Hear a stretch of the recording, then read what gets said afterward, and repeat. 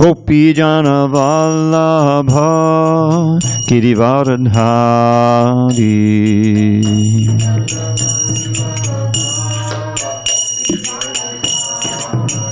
Jai Gopi Jana Vallabha Girivardhari.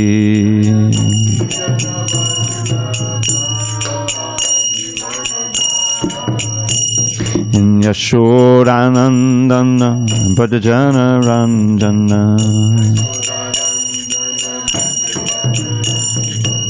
Yashodanandana Bhajana Ranjana.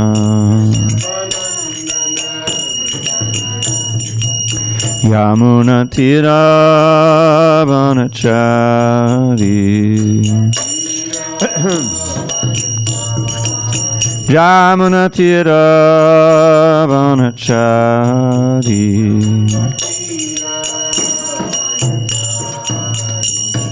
Hare Krishna, Hare Krishna, Krishna Krishna, Hare Hare, Hare Rama, Hare Rama, Rama Rama, Hare Hare.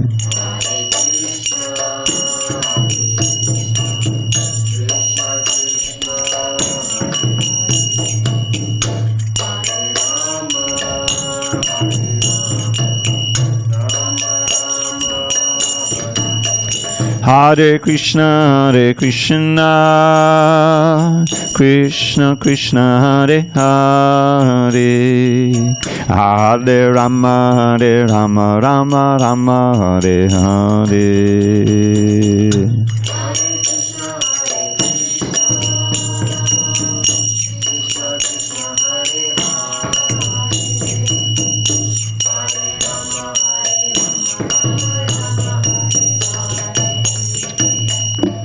Jaya Radha Madhava Kunja Bihari.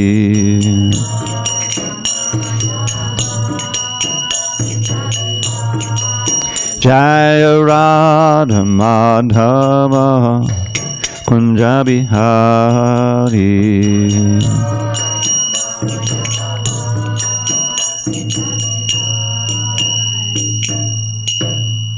Jai Om Vishnupad Paramahansa Parijikacharya Ashtotar Data Sri Srimad, His Divine Grace Srila A.C. Bhaktivedanta Swami Prabhupada Ki Jai. ISKCON BBT Founder Acharya Srila Prabhupada Ki Jai.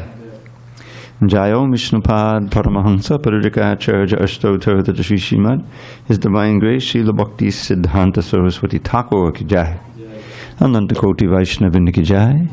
Namacharya Srila Haridas Thakur Ki Jai.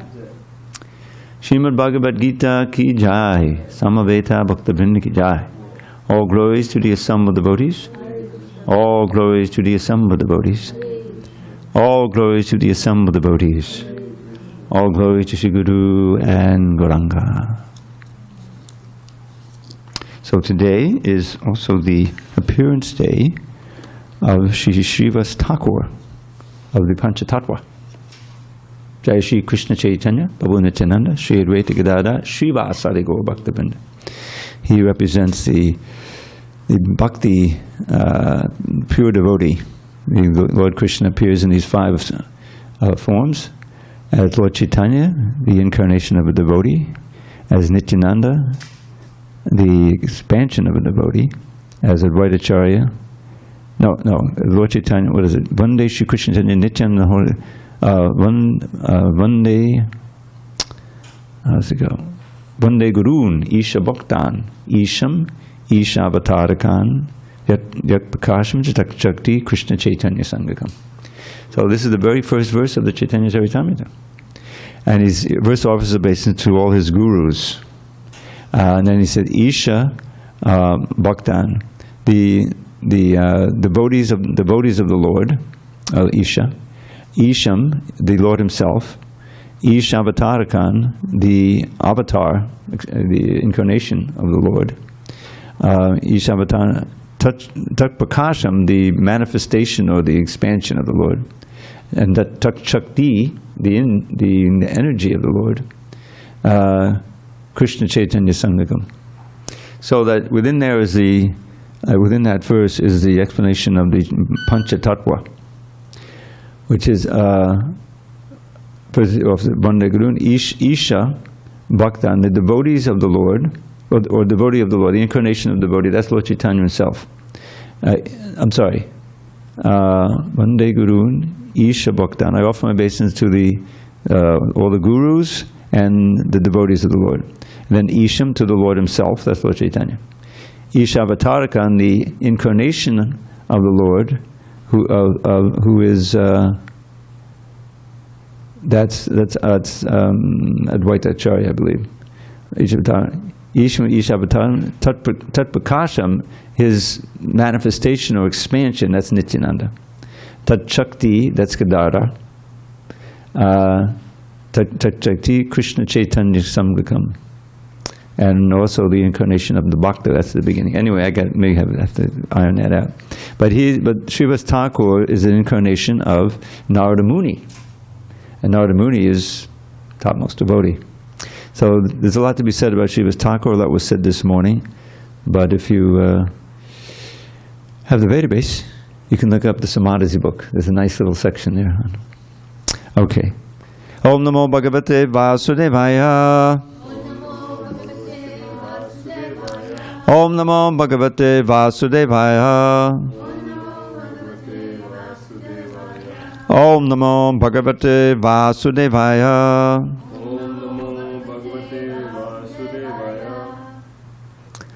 On this 15th day of March, 2023 in San Diego, we're reading from Srimad Bhagavad Gita as it is, translation and commentary by His Divine Grace A.C. Bhaktivedanta Swami Prabhupada. We are in chapter 13, Nature, the Enjoyer and Consciousness. Text 21 on page 552. Karya, Karana, Kartritve, Hetu, Prakatir, Uchyate, Purusha, Sukadukkanam, Bhoktritve, Hetur Uchyate, Kaya Karna Kartritve, Hetu Prakatir Uchyate, Purusha Sukadukkanam, Bhoktritve Hetur Uchyate, Kaya Karna Kartritve, Hetu Prakatiruchyate, Purusha Sukadukkanam, Bhoktritve Heturuchyate, Kaya Karna Kartritve, Hetu Prakatiruchyate, Purusha Sukadukkanam, Bhoktritve Heturuchyate. Okay, go ahead. Karya Karna Kartritve, Hetu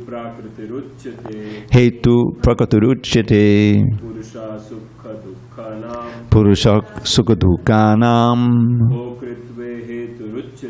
Bhoktritve Heturuchyate. Bhajamanu.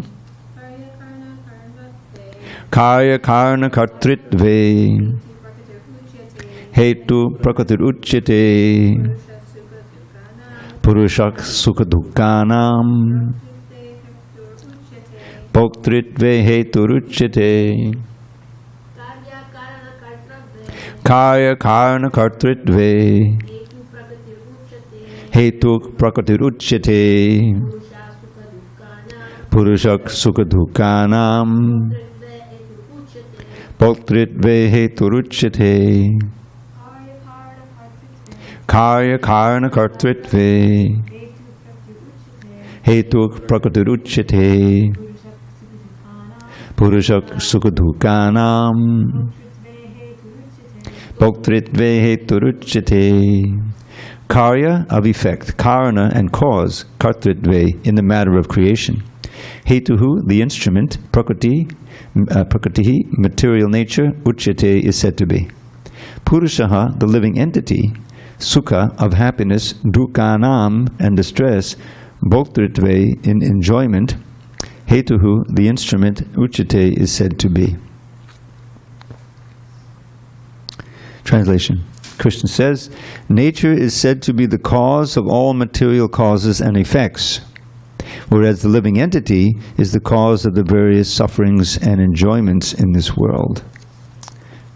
Purport. The different manifestations of body and senses among the living entities are due to material nature. There are 8,400,000 different species of life, and these varieties are creations of the material nature. They arise from the different sensual pleasures of the living entity, who thus desires to live in this body or that. When he is put into different bodies, he enjoys different kinds of happiness and distress. Maybe we might change that. He experiences different kinds of happiness and distress. His material happiness and distress are due to his body and not to himself as he is. In his original state, there is no doubt of enjoyment. Therefore, that is his real state.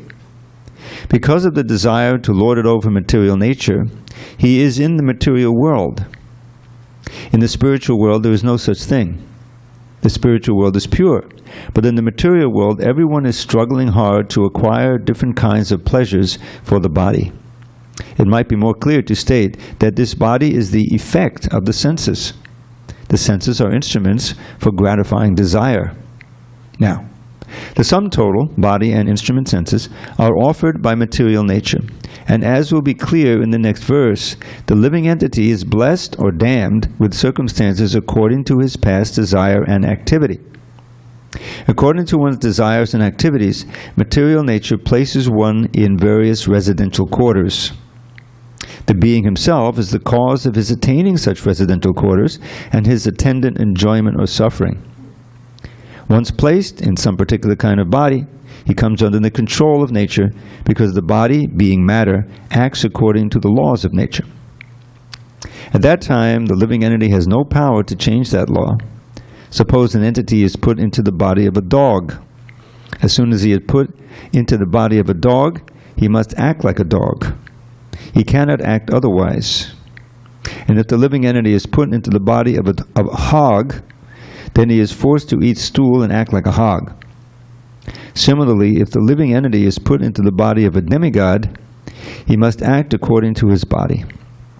This is the law of nature. But in all circumstances, the supersoul is with the individual soul. That is explained in the Vedas, Mundak Upanishad 3.1.1, as follows. Dva suparna sayuja sakayaha. The Supreme Lord is so kind upon the living entity that he always accompanies the individual soul, and in all circumstances is present as the super soul or Paramatma. Om Jnana Timirandasya Jnananjana Shalakaya Chakshu Unmilitam Yena Tasmai Shri Gurave Namaha. I was born in the darkest of ignorance, but my spiritual master Srila Prabhupada opened my eyes with the torchlight of knowledge. I offer my humble obeisance unto him and all members of Sri Parampara, the disciplic succession. So, this is a very illuminating verse. Nature is said to be the cause of all material causes and effects, whereas the living entity is the cause of the various sufferings and enjoyments in this world. So nature provides the field. We've been studying that from the beginning of this chapter. Arjuna wanted to know, what is the field? Who is the knower of the field? What is Prakriti? What is Purusha? What is knowledge? What is the goal of knowledge? And the field is given to us. This body is a field, but there are many different varieties of bodies. Even within those 8,400,000 species, there's so many different varieties, just like human beings. There's so many different varieties of human beings. So why are there so many different varieties? Because we acted in a certain way with our senses in relation to the material world and cultivated a certain kind of desires under the different modes of nature. And therefore we're given different varieties of human life, or even subhuman life or superhuman life. The demigods are also material beings, not perfected. So it's a very complicated affair, And there's a supreme intelligence behind it, and that's the Krishna's intelligence. And he expands as a super soul, and as we know, we've been reading, all pervading within all of us in the heart, giving us intelligence, overseeing what we're doing, and within every atom, also supporting the entire material world in this way. So it's important to remember we are the cause of our own happiness and distress. We can't blame anyone else. This is one of the cardinal principles of Krishna consciousness. It doesn't do any good to try to think, oh, if only this person hadn't done that, or would have done this, my life would have been better. And in other words, you blame everyone but yourself. But actually, it's all due to our previous activities, that we're placed in a certain place, we're associating with certain people, we have a certain set of senses. Everything is caused by how we related to the material energy, which will come up in the next verse. So then for the devotees, the mature devotees, it culminates the awareness of our situation in the material world. It is epitomized, or how we should feel about it, in this prayer of Lord Brahma from the 14th chapter. It says, Tat te anukampam susamikshamano bunjana evatmakritam vipakam rid bhagavapubhi vidadan namaste jivetayo mukti padesa dayabak. So the last line gives the benefit of observing closely the first three lines. So tate anukampam means to see basically everything is the mercy of the Lord. Even those things that cause us suffering, we said, tate susamikshimano, to see the Lord's mercy everywhere, and to always be praying for it, despite the fact that we may be suffering in this world. And understand that when we suffer some mental, physical, emotional problem, that is due to something we did in our past life. This life, tatenukampam susam bunjana. Bunjana often means enjoy, but it also means suffer, and therefore the word means experience. Ev atmakritam literally means I did it. Atmakritam, it's the result of something that I did. Ev atmakritam vipakam. Vipakam means the pains of this world. So, vipakam, rid bhagavapu, and to continue to serve the Lord from the heart, with one's words, with one's activities. In other words, in other religions, say, they don't have as detailed and accurate a philosophy. And so you go to the church and you pray ardently for relief from some misery, some disease, or, as Prabhupada pointed out, the wives and mothers and sisters and daughters of the members of the German army during World War II. They now clearly ardently prayed, in the Lutheran churches probably, for the return of their sons and etc. Whole, and many of them didn't come back whole. They either died or they were grievously wounded, and so they lost their faith because they didn't have this very, very deep and exhaustive philosophy explaining what's going on. So this verse in 21 is meant to give us that understanding. Purushak sukha dukkhanam bhoktadve heturuchite. It's very, very simple Sanskrit. The Purusha, in this case, that's the living entity. We are by nature Prakriti, but we're acting like Purusha, thinking we're controllers and enjoyers, and therefore here we're called the Purusha. The happiness and the happinesses and the distresses, sukha dukkhanam, both the day experiences those. He is the cause. Heter uchite is said to be the cause. So taking responsibility for our own life, that gives us the impetus to act in such a way according to the instruction, so that we'll get out of this duality of material happiness and distress and return again to the land of ever-increasing bliss with no tinge of unhappiness, which is Vaikuntha Loka or Goloka Vrindavan. That's what this whole chapter and the whole Bhagavad Gita is giving us. It brings us to the point of agency. It's in our hands. Sarva dhamma pradicchita mamekam saranam maja. Give up all other religions, just surrender unto me. We can do it or not do it. But if we don't do it, then we'll continue our adventures in this material world, a little happiness, a whole ton of distress, and confusion, and who knows, what we've been experiencing. So what's the best investment? Should we surrender, or should we still rebel? That's basically it. We're rebels. And has it worked out? No. We've been in this material world for millions of births. Now, by great fortune, we have not only a human birth, but we've come in touch with this philosophy and examples of the philosophy, pure devotees, Srila Prabhupada, and most eminent amongst them. And we can change. It's in our power to change our destiny by changing how we interact with the material energy and interact with other living entities, and become purified.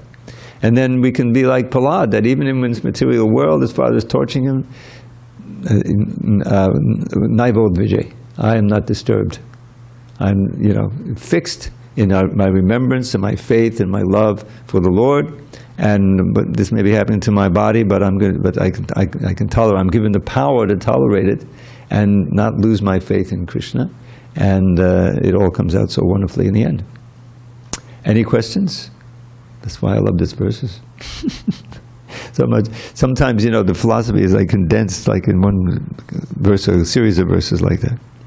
So now, many of you know, I quote this verse a lot, so the next one is really important. Purusha prakatisto hi bhunkte prakatijan gunan karanam guna sangosya Sadasadyoni janmasu. Okay. The living entity in material nature thus follows the ways of life, enjoying the three modes of nature. This is due to his association with that material nature. Thus he meets with good and evil among various species.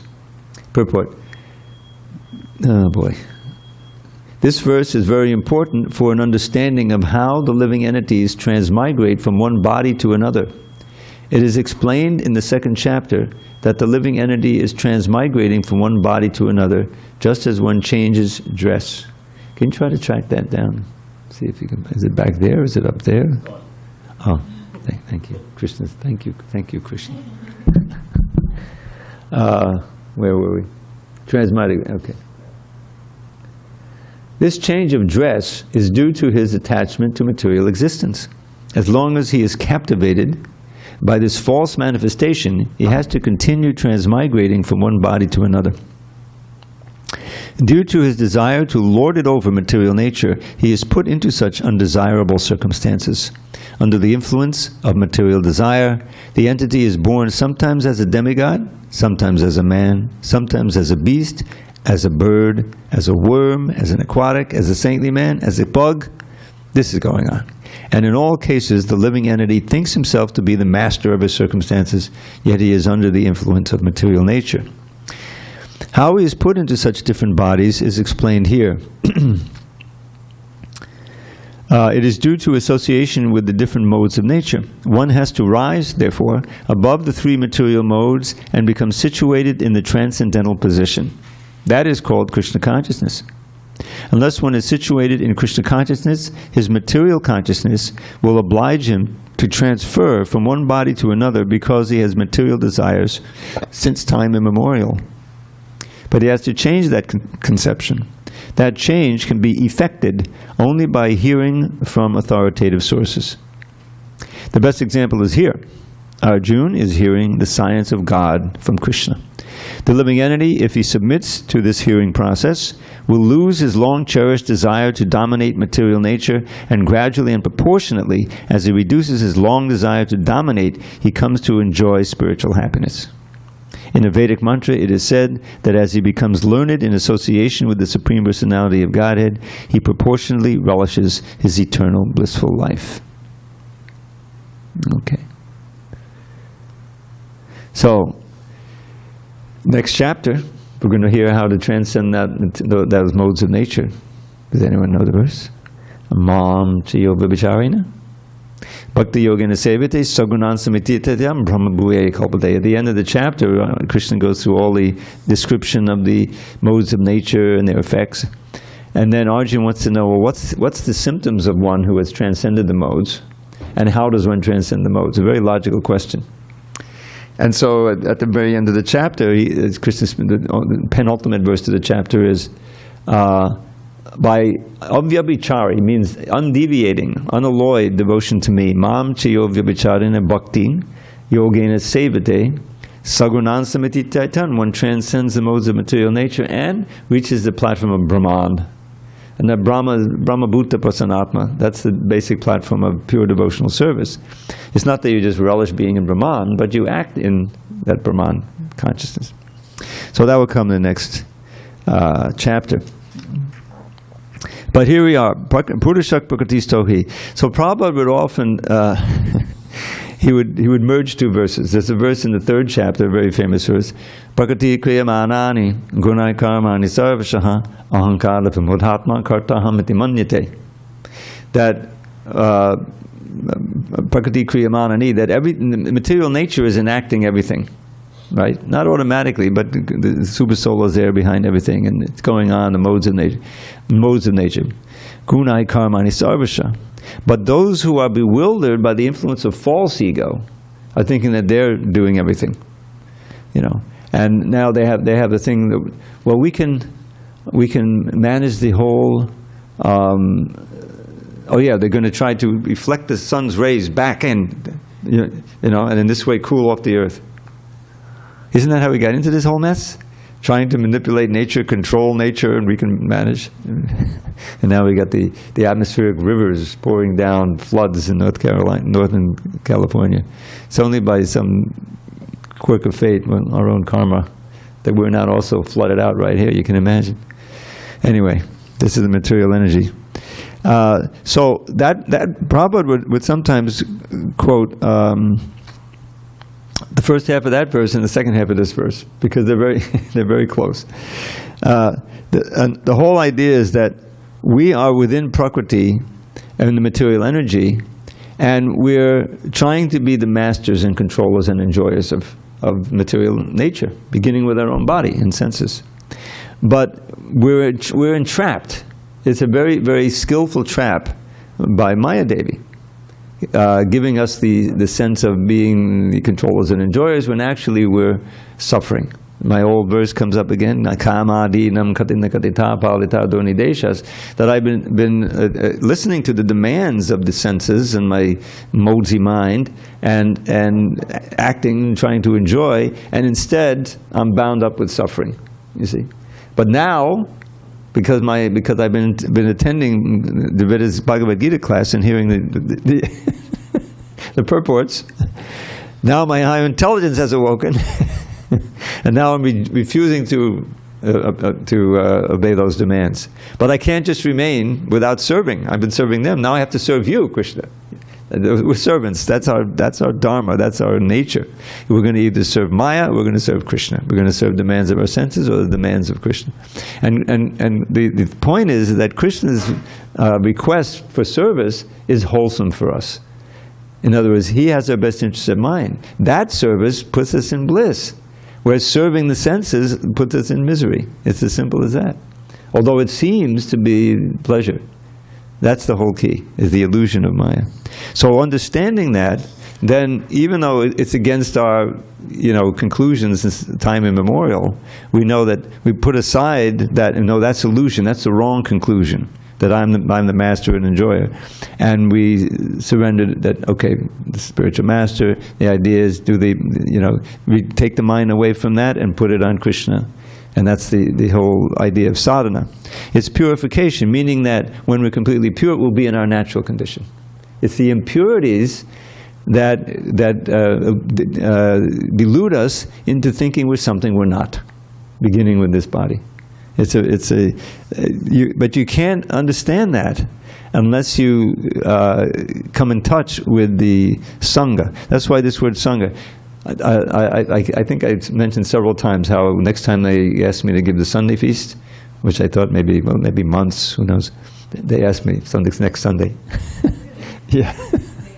Maybe Krishna answered me, huh? Maybe. So it's going to be on Shreyas, Preyas, and Sangha. Three very essential concepts in our philosophy. So what is this verse saying? Is that we're within Prakriti. Prakritisto. We're situated within this body, which is Prakriti, in a larger environment. There's no doubt about it. Bhunkte experiences. Prakriti Jan Gunan. We are experiencing the effects of the three modes of nature which are generated from the Prakriti.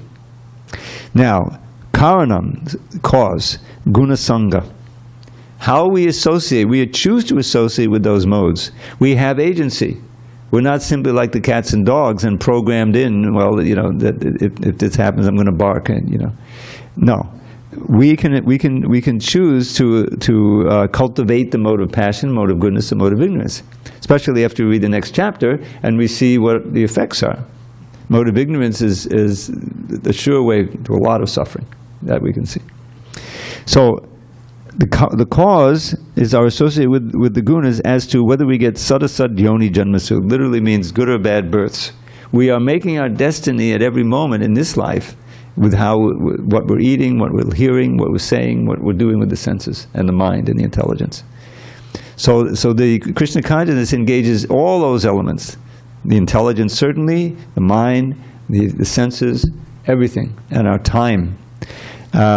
And how we associate. And so the Sangha, back to the Sadhu Sangashtaka, the real most important association with other people. What you're going to hear, what friends you're going to make, who you're going to avoid, and therefore the Sadhu Sangha is so important. Sadhu Sangha is to, and we're doing that. That's what these classes are. We're associating with Srila Prabhupada in the most important way, through his words. The words are really the most important manifestation of any human being's intelligence, personality, and so forth.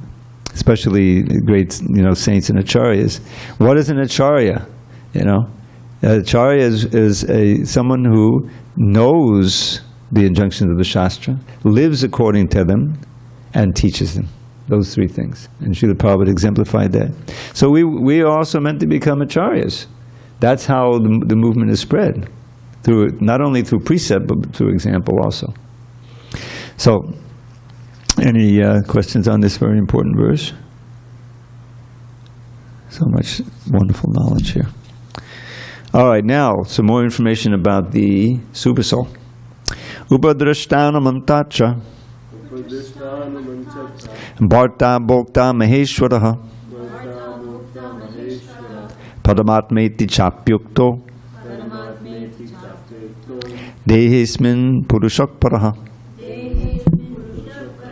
Yet, in this body, there is another, a transcendental enjoyer, who is the Lord, the Supreme Proprietor, who exists as the overseer and permitter, and who is known as the Supersoul. Purport. It is stated here that the Supersoul, who is always with the individual soul, is the representation of the Supreme Lord. He is not an ordinary living entity. Because the monist philosophers take the knower of the body to be one, they think that there is no difference between the Supersoul and the individual soul. To clarify this, the Lord says that He is represented as the Paramatma in every body. Every body. He is different from the individual soul. He is para, transcendental. The individual soul enjoys the activities of a particular field, but the Supersoul is present not as finite enjoyer, but as one taking part in bodily activity, nor as one taking part in bodily activities, but as the witness, the overseer, permitter, and supreme enjoyer. His name is Paramatma, not Atma, and he is transcendental. It is distinctly clear that the Atma and Paramatma are different. The Supersoul, the Paramatma, has legs and hands everywhere, but the individual soul does not. And because the Paramatma is the Supreme Lord, He is present within to sanction the individual soul's desiring material enjoyment. Without the sanction of the Supreme Soul, the individual soul cannot do anything. The individual is bhukta, or the sustained, and the Lord is bhokta, or the maintainer. There are innumerable living entities, and He is staying in them as a friend. The fact is that every individual living entity is eternally part and parcel of the Supreme Lord, and both of them are very intimately related as friends. But the living entity has the tendency to reject the sanction of the Supreme Lord and act independently in an attempt to dominate nature. And because he has this tendency, he is called the marginal energy of the Supreme Lord. The living entity can be situated either in the material energy or in the spiritual energy. As long as he is conditioned by the material energy, the Supreme Lord, as his friend, the Supersoul, stays with him just to get him to return to the spiritual energy. The Lord is always eager to take him back to the spiritual energy, but due to his minute independence, the individual entity is continually rejecting the association of spiritual light. This misuse of independence is the cause of his material strife in the conditioned nature. The Lord, therefore, is always giving instruction from within and from without. From without, he gives instructions as stated in the Bhagavad Gita. And from within, he tries to convince the living entity that his activities in the material field are not conducive to real happiness. Just give it up and turn your faith toward me, then you will be happy, he says. Thus, the intelligent person who places his faith in the Paramatma, or the Supreme Personality of Godhead, begins to advance toward a blissful, eternal life of knowledge. So, wonderful purport there. So, here's some of the different characteristics of the Supersoul. He's, first of all, just to contemplate for a minute, the trouble he's taking, you know. I mean, this is far away from cavorting in the fields in Goloka Vrindavan, you know, which is what Krishna really likes to do most. You know, that's what he wants to do. But because you've got this significant number of living entities who have rebelled and are now suffering, and they're related to him, and he cares, he takes the trouble to expand as Mahavishnu and Garbhodakshaya Vishnu and Jagadakshaya Vishnu and create all these millions of universes, and then expand as the super soul in every one, and to accompany them everywhere, and then when they get to the human form of life, try to turn a certain number toward transcendental knowledge and coming outside as the spiritual master. So it's a often thankless task. But this is what the Super Soul is. It's not just impartial. He's also caring and trying to give us good advice, but we're so stubborn that we're not taking it.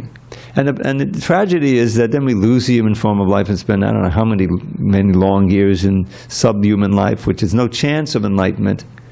And then we come up to the human form. You know, then it's Kali Yuga, and most of the human beings are acting like animals.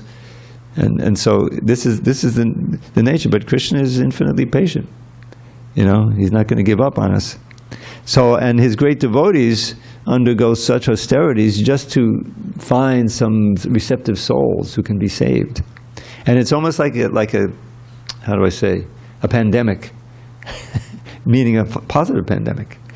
That if someone gets, it's like this movement that grew in such a short number of years, from one, individual, great acharya, who was inspired to risk it all, including his life, to follow the order of his spiritual master and try to fulfill Lord Chaitanya's prediction that his name would be chanted in every town and village. And so, and the whole thing is a miracle. The fact that we're sitting in a temple, a Gaudiya Vaishnava temple in the middle of San Diego, California, in the year what's the year now? 2023. Sorry, the years just fly by at this age. It's just inconceivable. Who could have possibly predicted that? Even 50 years. You can't believe it. I moved here from New Delhi.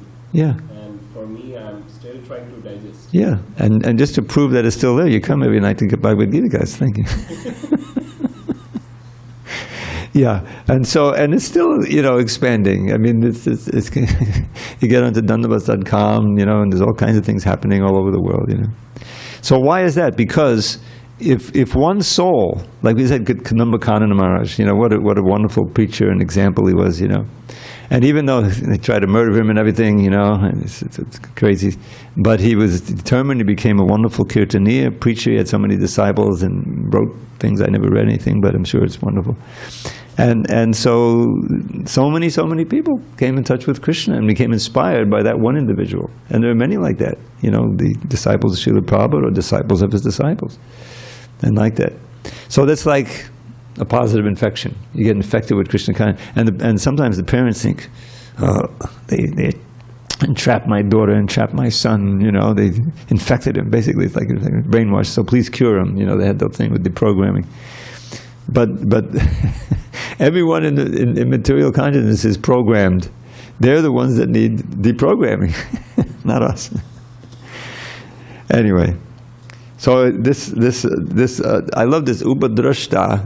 Oh, I wanted to mention there's this wonderful verse and purport at the end of chapter 2 of the second canto, the second to last, third to last verse.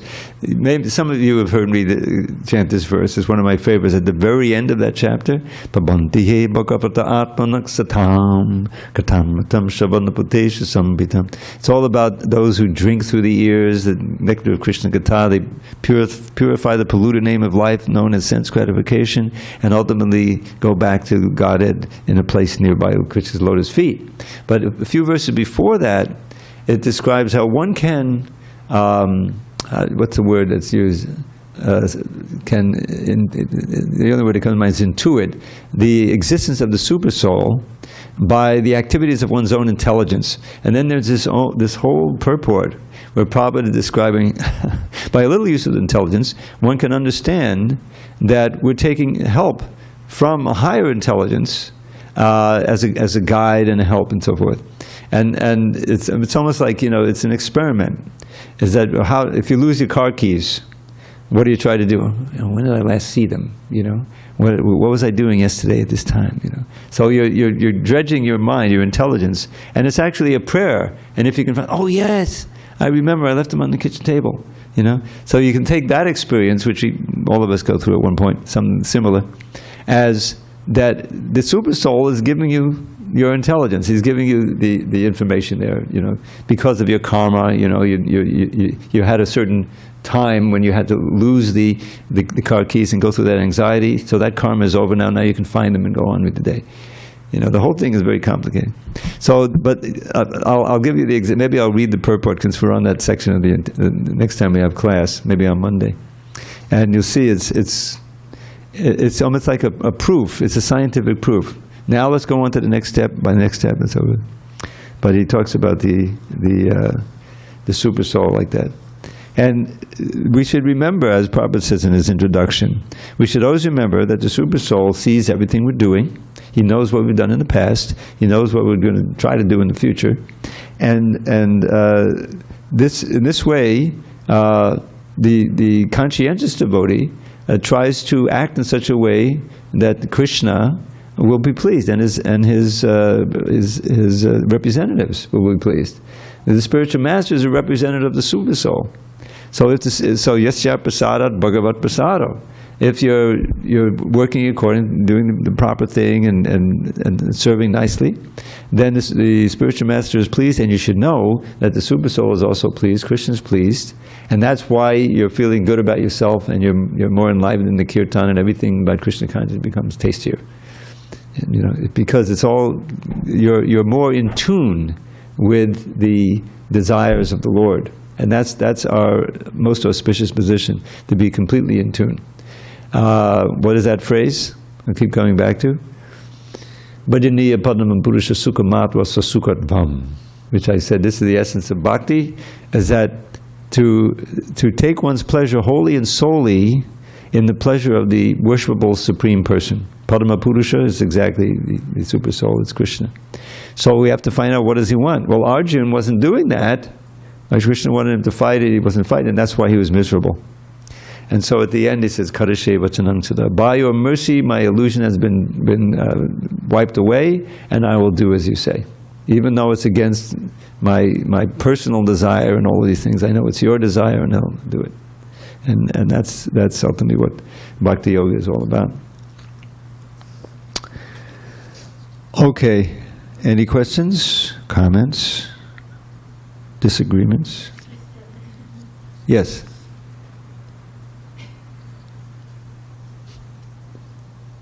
It's always me, always confused. So I always have a hard time with the Brahman. So what's the connection between nature and Brahman? Brahman, like the spirit? Yeah, well, Yeah. Brahman. Yeah, the supreme Brahman. Para-Brahman. Brahma. Yeah. Well, yeah, you have to remember there's Brahma, who's an individual at the top of the universe. He's running everything. Okay. And then there's Brahman, which is the impersonal absolute truth, completely transcendental. We are Brahman, pure consciousness. That's also Brahman, Okay. So, and what was the question, the connection? So I guess so. We could say Brahman and nature. What's the... So Yeah. Well, let's leave Brahma out of it. It's just because that confuses the thing. Yeah, so the connection... Brahma. The connection between nature and Brahman. Okay, Yeah, okay. Thank you. Yeah. So we have to remember that that Brahman, Paramatma, and Bhagavan are three aspects of what we call the absolute truth. Krishna is certainly Brahman. He's Para-Brahman. Krishna, Arjuna says, Param Brahma, Param Dhamma, he certifies. So, but this is like, Prabhupada would give the example like a mountain in the distance. You're approaching a mountain that's far off, and all you can see is like this hazy shape. You don't really see any details there, As you get closer and closer, you see more details. You see that, there's foliage up so far, and there's a little deer running on there, and it's very variegated. But when you actually get on the mountain, then you can see all the different varieties of things that you couldn't see before. So that first hazy understanding of the greatness, that's like the Brahman. There's no details. That prayer we offer, Nirvishesha Shunyavadi? The Nirvishesha is the Brahman. That is the non-dual, undifferentiated Kaivalya. And it's attractive to the Mayavadi. These are called Mayavadis, who are saying everything in the world is Maya. Even Krishna's form is Maya, the prasadam is Maya, it's all Maya. Anything where there's a detail, it's Maya. We have to try to get beyond that Maya. And they want to merge into that Brahman, lose their individuality. And Prabhupada explains in the wonderful purport, 4th chapter, text 10 in the purport, the different reasons why certain classes of people don't come to Krishna consciousness. And the first one is the vast number of people, they're too much wrapped in the pleasures and pains of this material world, trying to increase one and decrease the other. They don't have time. It just doesn't enter. But then there's those who are beyond that. They realize that this is suffering. This is the impersonalists. But the only experience they have of personality and form and activity is this, and it's pain, a source of pain. And so they don't want to have any form. They don't want to have any personality. Their goal in life is to be free from birth, old age, disease, and death. Prahlad calls it mukti kama. It's a species of personal desire.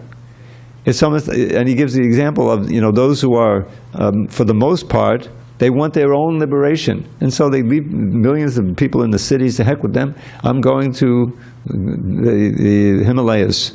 And alone in the forest, I'm going to meditate in this way. I'm going to control the senses and rise up to Brahman and be done with this world, duality. But that's all a selfish view. That's mukti kama. So Prahlad Maharaj, of course, is a great Vaishnava. He says, no, I'm staying in the cities. Prabhupada came to the big city. He left Vrindavan, the ideal place in this material world, the spiritual world, right, a little emissary there, and he came to the New York City subways. I mean, I left New York to try to get away from the... He did the purpose thing.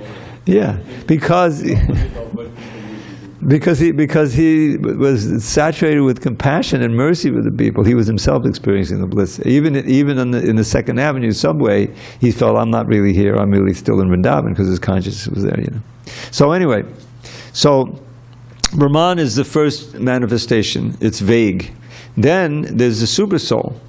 The super soul is personal, but there's no lila or anything like that. This is what the yogis, who are devotional yogis, meditate on, the super soul in the heart. and you can become, and the basic rasa or mood there is one of shanta ras and maybe some dasya ras ultimately, but it's not, you know, sakya ras, vatsalya ras, all of the higher rasas that you get in the Gaudiya Vaishnava. And then there's the ultimate. Oh, I'm sorry.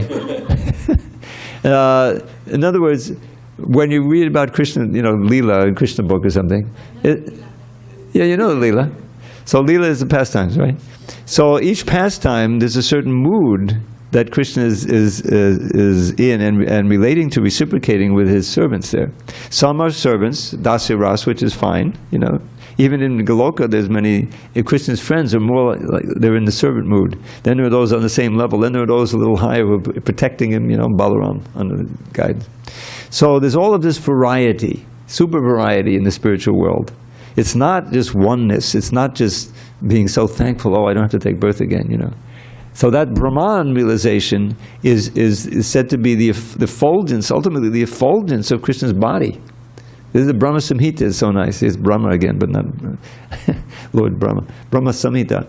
Yasya prabha pabhavato jagadanda koti koti shashesha vasudari vibhuti bindam tad brahma nishkalam anandam ashesha bhutam govindam adi purusham tamaham bhajami. So I wish to go into the primeval Lord, the effulgence of whose body is the Brahman effulgence, in which there are manifest, this is another aspect of Brahman, all of the varieties of planets and everything. Brahman is also said to be that. And so, but the other thing about Brahman is impersonal. There's no personhood there. They want to lose their personhood, because the Mayavadis, because all they know of personhood is this dualities and birth and death and all of this, and so they can't believe that there can be personhood with senses and activities that are wholesome, that are ananda, that are blissful and spiritual. They don't know that. They rejected that. So unless they come in touch with someone like Lord Chaitanya, who could convert the Mayavadis into great devotees, Prakashananda's other, and in those days, when the leader was converted, all of his thousands and millions of followers also followed him. So suddenly Benares was a town of many devotees. And the most greatest example is Sarvabhauma Bhattacharya. He became one of the intimate devotees of Lord Chaitanya. We shouldn't be enamored of Brahman, but we should know the facts of Brahman. And there's, you know, the wonderful pastime at the end of the 10th canto, where Krishna takes Arjuna on a ride in a chariot through the Brahman effulgence to the world of Mahavishnu. It's the whole thing where Mahavishnu was stealing the newborn babies of this Brahman, just so that Krishna and Arjuna would come and see him. Anyway, it's a far out thing. But they go through, you know, this brilliant white light of the Brahman effulgence, and then come to Vaikuntha and the planets and so forth. So, yeah. It's in Bhagavatam? Yes, it's in the 10th canto. At the very end of the 10th canto, you see that. Krishna book, yeah, sure. All right, one little poem. Dessert. All right, there's no Sanskrit. I'll just give it in English. Let's go, said Krishna. Don't delay at all. And he and Balaram began to run ahead of all their coward friends, who called, "Oh Krishna, Rama, let us join the fun." And off they ran to Braja's forest haunts, to play in every bower, grove, and sward. The boys would tease their friend with playful taunts, forgetting his position as the Lord. Shri Krishna is inviting us as well to join him in his pastimes, which enthrall. The wise heed Krishna when they hear him tell, "Let's go, my friends, do not delay at all." All glory to Srila Prabhupada. Thanks for indulging me. It's funny, you know, because I mean, there's so many poems, you know, English poems, but these poems, they never get old, you know. Always me. Whereas, you know, these other things, I mean, how long can you read Macbeth, you know? How's it go? I forget the soliloquy there. A tale told by an idiot. I mean, he had that right, you know. Material life is a tale. All right, so we'll convene again on Monday. Yeah. You're giving a lecture on Sunday, though, right? Sunday evening, yeah.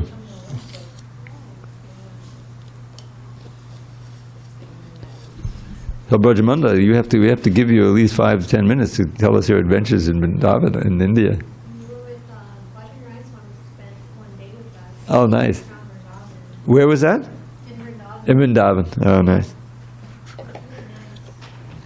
How many days you were there in Vrindavan? In Vrindavan, 4 or 5 days. Like a week?